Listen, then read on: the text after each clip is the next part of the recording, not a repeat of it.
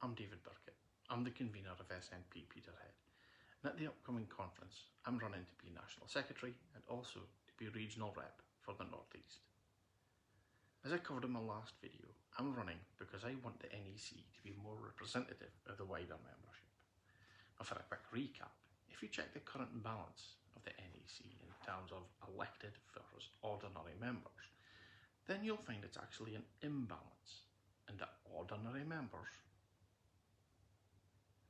who are 99.25% of our membership, are represented by just 22% of the NEC. So I'm running for the NEC, and in addition I'm running for the most senior role available on the NEC to an ordinary member, National Secretary. So that's the biggest single reason for me running, but that's not going to be enough to convince you that you should vote for me. Obviously, there has to be more. So I'll expand on that. I'm concerned at some of the NEC's recent decision making. Now, NEC is almost entirely comprised of volunteers. They don't get paid for being there, they don't get any personal gain from being there, but they certainly get plenty pelters for being there. I, for one, am thankful to all NEC members, past and present, but particularly those standing with me in this election who are all willing to go that extra mile and do their bit for the party. But the purpose of the NEC is to take decisions on our behalf. By and large, they do it well, but in a few key areas, I'm sure I'm not alone in questioning some of the decisions recently made. Now, let me lead with that obvious example. Just in case any of you missed it, we had a leadership contest this year. And though the overall handling of it was good, I was left scratching my head by the decision making around the hustings events. Opportunities for our membership to get up close and personal with high profile politicians are few and far between. Even rarer are ones without someone shoving a camera in your face. So I was delighted, along with many others I spoke to, that our leadership hustings were going to be private, with no press present.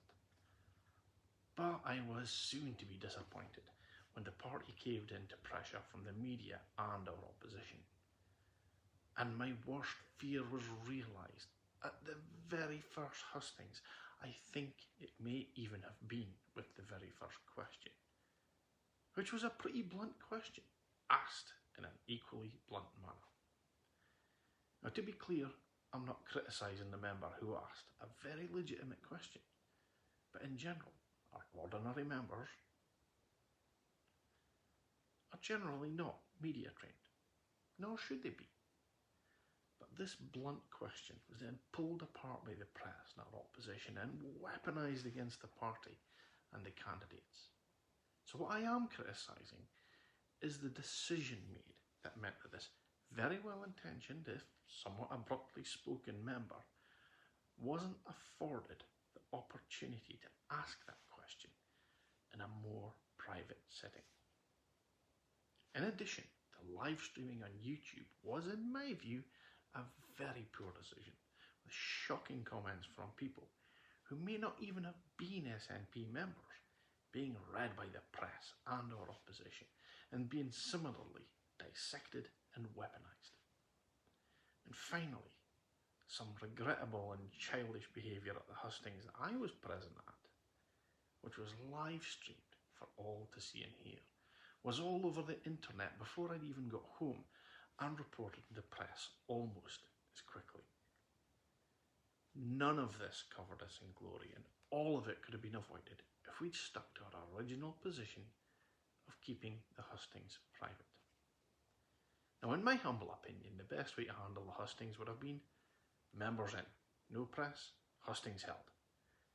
If streaming had to happen, do it on Hopin as opposed to YouTube, so that we were in control of access and comments. And once the hustings was over and members have left, swift media conference. Now, I imagine you're all saying, oh, listen to Captain Hindsight. But I have foresight of this. I actually predicted this. I discussed the potential pitfalls of it with others prior to the hustings, and it all came true. Now, as National Secretary or as an NEC regional rep, I'd be a voice for more rational decision making than the example I've just described. In either position, I'd be a voice for the ordinary members of this party, the 99.25% of us who are currently so massively underrepresented in the body. And in this particular issue, having David Burkitt at the NEC table would have brought foresight rather than hindsight. And this last bit is really important. When our NEC meets, it doesn't publish voting figures or names, as that would open up individual members to criticism. That is right and proper.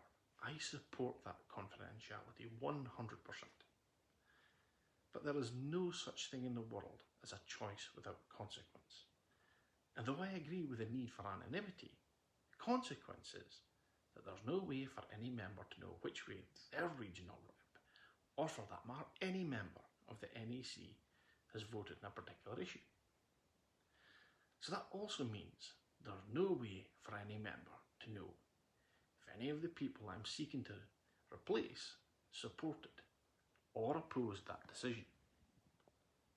But that also means that the only way for ordinary members to change the decision-making direction of the NEC is to change the people on the NEC.